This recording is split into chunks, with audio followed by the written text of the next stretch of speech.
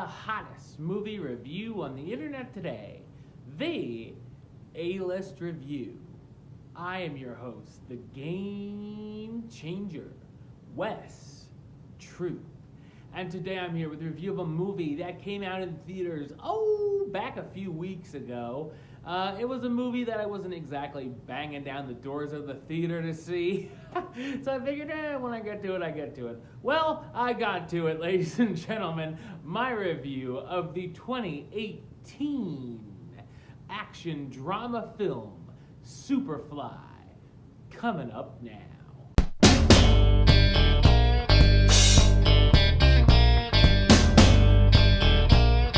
Youngblood Priest is an Atlanta drug dealer who sees an opportunity to leave the business after an altercation in a nightclub where a woman is shot and a truce with the rival gang, Snow Patrol, is shattered.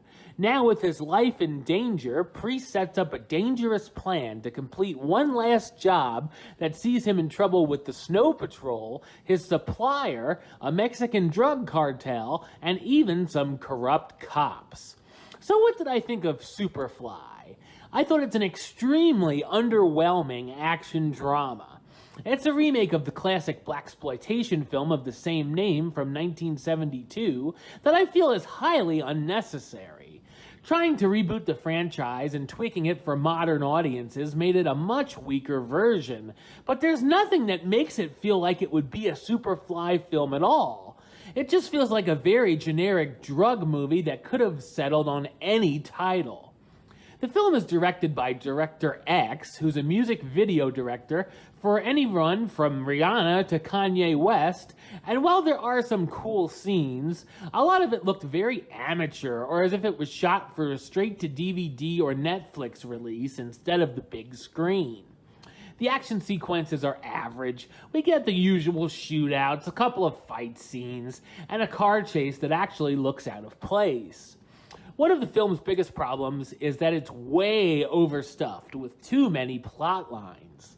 The rival gang story would have been enough, but throwing in a mentor, cartels, and the cops make it more convoluted than it needs to be. The story even will navigate away from some of those other plot lines, making you almost forget about them and then bringing it back up a half hour later.